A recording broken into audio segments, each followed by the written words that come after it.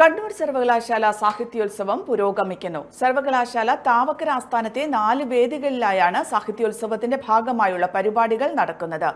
സാമൂഹിക സാംസ്കാരിക സാഹിത്യ വിദ്യാഭ്യാസ മേഖലകളിലെ പ്രമുഖർ സാഹിത്യോത്സവത്തിന്റെ വിവിധ സെക്ഷനുകളിൽ പങ്കെടുക്കുന്നുണ്ട്. ഇതാണ് കാഫ്കയോട് പറയുന്നത്. കാഫ്ക അവസാനമായിട്ട് പറയുന്നത് പ്രേഗിനെ പറ്റിയോ ചെക്കോസ്ലാവിക്കയെ പറ്റിയോ യൂറോപ്പിനെ പറ്റിയോ അല്ല, നിങ്ങളുടെ ചുറ്റുമുള്ള അതിഭീകരമായിട്ടുള്ള ബ്യൂറോക്രാറ്റിക് സംവിധാനങ്ങളെപ്പറ്റി. മനുഷ്യത്വം എവിടെ അമാനവീകരിക്കപ്പെടുന്നു അവിടെ കാഫ്ക പ്രസക്തമാണ്. ഒരുപാട് സ്ത്രീകളെ കണ്ടുമുട്ടിയ സ്ത്രീകളെ കുറിച്ചാണത്. അത് നോവലിനെ കുറിച്ചല്ല. എൻ്റെ രണ്ടാമത്തെ നോൺ ഫിക്ഷൻ വർക്കായ അവളവൾ ശരണം എന്ന കൃതിയെക്കുറിച്ചാണ്. അത് വഴിയിൽ കണ്ടുമുട്ടിയ സ്ത്രീകളെ കുറിച്ചാണ്.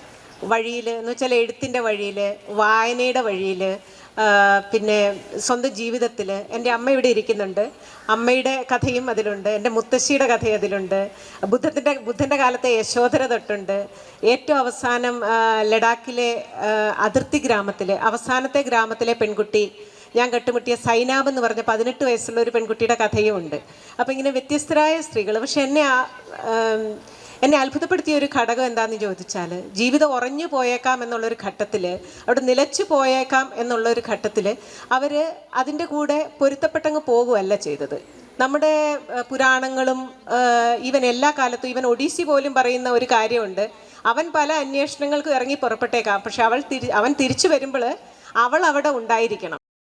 ഓരോ വിവാഹവും സ്വപ്ന സാക്ഷാത്കാരങ്ങളാണ്. മറ്റു ചിലത് കവിത പോലെ ഹൃദയം, ചില ഉറച്ച നിലപാടുകളുള്ള ചേർത്തുപിടിക്കലുകൾ, കടലോളം ഇഷ്ടം കാത്തുവച്ച പ്രണയ സാഫല്യങ്ങൾ. അങ്ങനെ അവളുടെ സ്വപ്നങ്ങളെ, നിലപാടുകളെ, അതിരുകളില്ലാത്ത ഇഷ്ടങ്ങളെ ഉൾക്കൊണ്ട് അവൾക്കൊപ്പം നിന്ന ഫാമിലിയുടെ സ്വപ്നം കൂടിയാണ് ഈ നിമിഷം യാഥാർത്ഥ്യമാവുന്നത്. എന്റെ വിവാഹം എനിക്കൊപ്പം ഫാമിലി കണ്ട സ്വപ്നം. എന്റെ ഇഷ്ടങ്ങൾ എന്റെ ഫാമിലിക്ക് അറിയാം. Family wedding centre.